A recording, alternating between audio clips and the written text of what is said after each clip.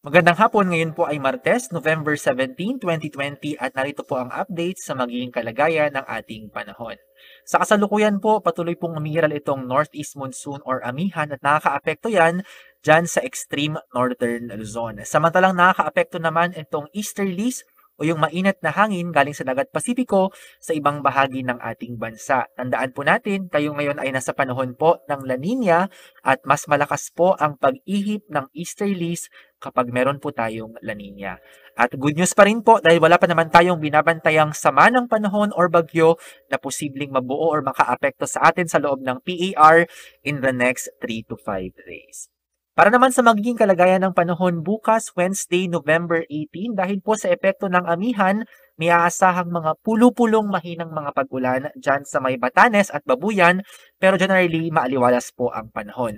Sa ibang bahagi naman po ng Luzon, kasama na ang Metro Manila, mainit at maalinsangang panahon ang iiral at mas mataas po ang tsansa ng thunderstorms sa hapon at sa gabi at dulot po iyan ng easterlies.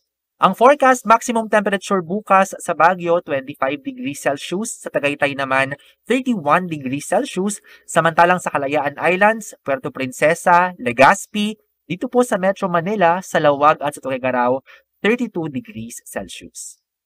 Generally warm and humid weather conditions din po ang iiral sa Visayas at sa Mindanao bukas, November 18. Muli po, sa hapon at sa gabi ay mas mataas ang tsansa ng mga thunderstorms at dahil pa rin yan sa easterlies.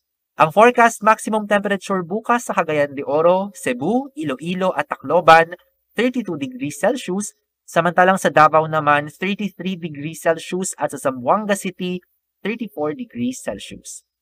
Nagbaba na po tayo ng ating gale warning. Sumalaya na pong makakapaglayag yung ating mga kababayang mangingisda at yung may mga maliliit na sasakyang pandagat sa lahat po ng ating baybaying dagat. Ang ating paalala lamang sa mga gustong pumalaot dyan sa northern seaboard ng northern Luzon, mag-ingat pa rin po dahil magiging katamtaman hanggang sa maalon ng kalagayan ng karagatan. Sa eastern seaboards po ng Luzon, Visayas at ng Mindanao, katamtaman ang kalagayan ng karagatan. At sa ibang bahagi po ng ating bansa, sa West Philippine Sea, sa Sulu Sea, sa inland seas ng Southern Luzon at ng Visayas, sa Mindanao Sea at sa Moro Gulf, makakaranas po ng banayad hanggang sa katamtamang kalagayan ng mga karagatan. Para naman po sa magiging kalagayan ng panahon sa mga pangunahing lungsod ng ating bansa, Thursday hanggang Saturday, November 19 hanggang November 21 po. Generally warm and humid weather conditions ang mararanasang panahon sa malaking bahagi po ng ating bansa. So, sisikat po yung araw at mas mataas ang tsansa ng mga thunderstorms sa hapon at sa gabi sa ating major cities. Sa Baguio City, ang forecast maximum temperature Thursday to Saturday, 24 to 25 degrees Celsius. Sa Metro Manila, 31 to 32 degrees Celsius. Sa Legazpi, 31 to 32 degrees Celsius. Sa Cebu, 32 degrees Celsius. At sa Davao City, 33 degrees Celsius. Dito po sa Metro Manila, ang haring araw lulubog ng alas 5:24 ngayong hapon at sisikat bukas ng alas 5:58 ng umaga.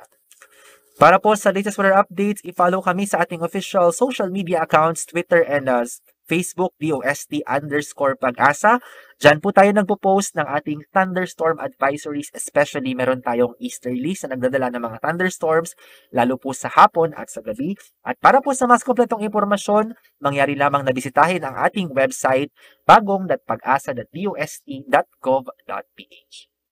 At yan muna ang latest mula sa Pag-asa Weather Forecasting Center. Ako po ang inyong forecaster, Ariel Rojas. Magandang hapon at mag-ingat po tayong lahat.